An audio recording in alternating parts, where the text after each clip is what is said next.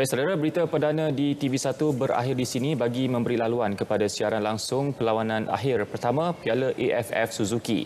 Indonesia menentang Thailand dari Stadium Nasional Singapura. Anda boleh terus mengikuti berita perdana di saluran berita RTM melalui My Freeview 123 dan aplikasi RTM Click. Ya, saudara, berita perdana untuk ketika ini berehat seketika, kembali selepas ini.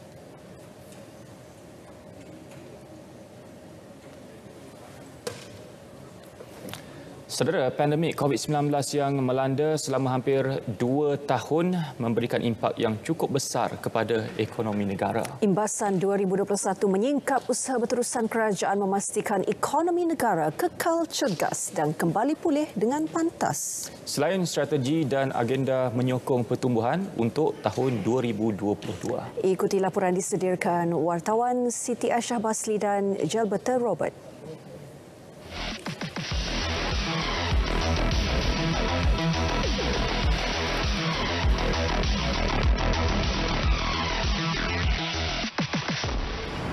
Ekonomi negara tumbuh sederhana pada 2021 di sebalik ketidaktentuan disebabkan langkah membendung COVID-19.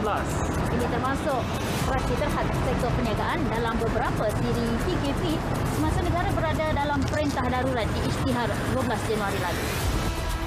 Pada Ogos, Bank Negara menyemak semula keluaran dalam negara kasar KDNK untuk tahun ini pada sekitar 3.0 hingga 4.0%. Lebih perlahan berbanding unjuran awal antara 6.0 hingga 7.5%. Justru pelbagai langkah diambil bagi menyokong usaha pemulihan termasuk dari segi dasar fiskal. Jawatan Kuasa Dasar Monetary Bank Negara telah mengekalkan kadar dasar semalaman OPR pada kadar 1.75% sejak Julai 2020. Penurunan OPR sedikit sebanyak diharap mampu meningkatkan perbelanjaan domestik. Pada 27 September, rancangan Malaysia ke-12 akhirnya dibentang di Parlimen setelah tertangguh hampir 2 tahun. Bertemakan Keluarga Malaysia Makmur Inklusif Mampan, RM ke-12 menggariskan 4 matlamat utama untuk dicapai dalam tempoh 2021 hingga 2025. Pertama, pertumbuhan keluaran dalam negara kasar 4.5 hingga 5.5% tahun. Kedua, purata pendapatan isi rumah RM10,000 sebulan. Ketiga, jurang KDNK per kapita antara wilayah tengah dan Sabah dikurangkan kepada 1:2.5, manakala bagi Sarawak 1:1.2. Keempat, pengurangan intensiti pelepasan gas rumah kaca sebanyak 45% kepada KDNK pada tahun 2030 sejajar Perjanjian Paris 2015. Pada 29 Oktober untuk tahun kedua, Menteri Kewangan Tengku Datuk Seri Zafrul Tengku Abdul Aziz membentangkan belanjawan negara di Parlimen.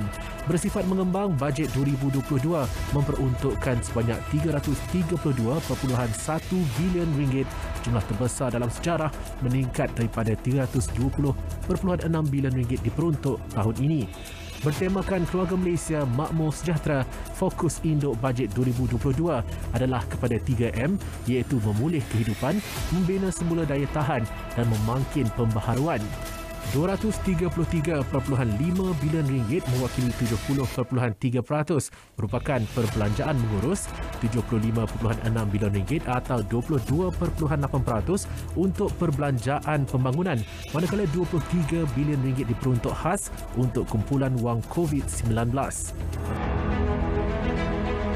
Tahun 2021 menyaksikan kemajuan program imunisasi COVID-19 kebangsaan dengan lebih 97 populasi dewasa lengkap divaksinasi sekaligus membolehkan pembukaan semula sektor ekonomi. Melangkah ke tahun 2022, agenda pemulihan diteruskan dengan implementasi strategi dan agenda digariskan bajet 2022 disokong RM ke-12. Pemulihan pada tahun 2022.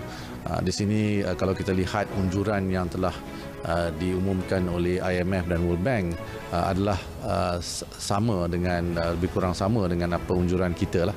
Unjuran kita secara resmi adalah antara 5.5 hingga 6.5% lah pertumbuhan KDNK. Ini menunjukkan ekonomi kita bertambah baik. Tahun 2021 juga unjuran 3 hingga 4% menunjukkan ekonomi kita telah sebenarnya pulih berbanding dengan tahun sebelumnya. strategi digariskan menerusi bajet 2022 dan RM ke-12 diharap mampu membawa negara keluar dari kegelapan. Semuanya demi kesejahteraan dan kemakmuran keluarga Malaysia. Jabatan Terhormat Siti Aisyah Basli, Berita RTM.